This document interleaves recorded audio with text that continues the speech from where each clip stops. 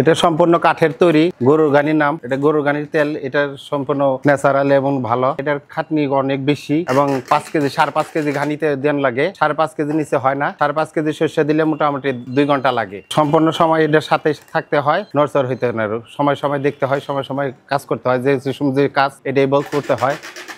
হ্যাঁ, সব কিছু দেখে রাখুন না। এই যে 1 মিনিটও চড়ছি, 1 মিনিটে আবার নামান রাখবো, আবার খুললে আবার জাইটার ভিতরে দিতে হবে, আবার গরু হাঁটবে, জাইট খারাইবে, আবার সিপ্রেন হবে, তেল পড়বো। 1 মিনিট পদে না, মানে কিছু সময় আছে, নির্ধারণ তো সময় আছে, খালি উঠলে হইব না, এটার সময় আছে। এখন এটা যত ভাড়া একটু চাপ বেশি লাগবে, ভাড়া বেশি হবে, তত তেল বেশি পড়বে। এটা যে জানা শোনার লোক আছে সে পারবে, যে জানা শোনা নাই তো পারবে না। পোষায় এখন আমার এটা হলো বাপ দাদার ব্যবসা, এখন আমরা এই আদিকাল থেকে এই ব্যবসা করে যাইছি, এই কারণে আমাকে এই ব্যবসা। গানির তেল আপনি ছোট বাচ্চারে দিবেন, যদি শরীরে ধরে তেলে বুঝবেন যে মেলের তেল, আর যদি বাচ্চা বলা শরীরে না ধরে তেলে বুঝবেন যে গানির তেল।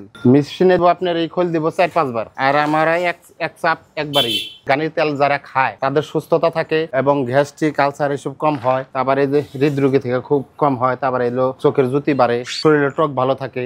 আপনি 2-4 দিন গোসল করে শরীরে তেল দিয়েন, শরীরের টক অন্যরকম দেখা যাবে। অনেকে তো তেল ব্যবহার করে না, কিন্তু আগের মানুষ এই তেল ব্যবহার করতো, শরীরে দিত, খাইতো, মাথায় দিত, মাথার চুল কালো থাকতো। নোয়াখালী থেকে আসে, চট্টগ্রাম থেকে আসে, কুমিল্লা থেকে আসে, চাঁদপুর থেকে আসে, ময়মনসিংহ থেকে আসে।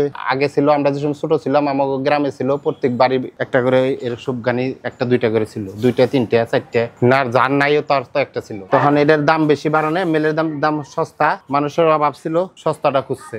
এখন যারা টাকা পয়সা ইনকাম করে, পয়সা পাতি আছে, তারা চিন্তা করে যে ভালো জিনিস খামো, টাকা যাই ভালো জিনিস খামো। যারা তেল দিয়ে একদিন বিরিয়ানি রেন্দে খাই দেখেন কি স্বাদ লাগে। খাইবো, খাওয়া জানাইতে হবে। আমার মেয়ে মিষ্টি খায় না, পাইবো কই? আসলে সোয়াবিন খাই অভ্যাস হয়ে গেছে।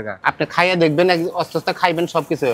এখানে যা ঘানি আছে তাদের ঠাইগুলো তেল নিলে কোনো প্রতারণা পাইবেন না। সব ঘানি করতে অনেক টাকা লাগে। যদি আমরা প্রতারণাই করতাম তাহলে তো এইসব জিনিস নিয়ে আমরা 2 দিন 1 দিন করা পারবো, তার মধ্যে তো যাবো কাস্টমার সিটে। আমরা বিক্রি না করা পারি, এগুলা তো আমরা খাই পারবো না। খালি আমরা প্রতিদিন সরিষা 1 পুন করে ভাঙ্গাই, 10-15 কেজি 12 কেজি এরকম তেল বাড়িয়ে করে প্রতিদিন আমাকে ভাঙ্গাইতে হয়। বেশিরভাগ যারা চিনে তারা ওই 1-2 বার আয়া নিয়ে যায়, তারপর আস্তে আস্তে ভালো লাগলে কয় ভাই আমাকে অর্ডার দিয়ে দেয়, কার্ড নিয়ে যায়, যে নাম্বার আমার এত লিটার তেল লাগবে দিয়ে দাও, অমুক জায়গায় ঠিকানা দিয়ে দেয়, আমরা দিয়ে পাঠিয়ে দিই।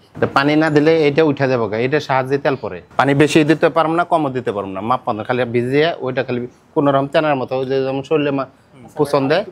আমরা দেশি সরিষা দিয়ে তেল তৈরি করি। আমাদের সব এলাকার শস্য গৃহস্থের বাড়ি থেকে কিনি, দেশি সরিষা ভাঙ্গি, আমরা কোনো বিদেশি হাইব্রিড কোনো ভাঙ্গি না। গরু ছোট হলে হবে না, গরুর মাপ আছে, জোয়ালের একটা মাপ আছে, ওই জোয়ালটা শস্য লাগবে। ছোট হলে তো আর নিচা হয়ে যাবে, পড়ে যাবো, চলবো না, মাপ আছে, উঁচা লম্বা লাগবে।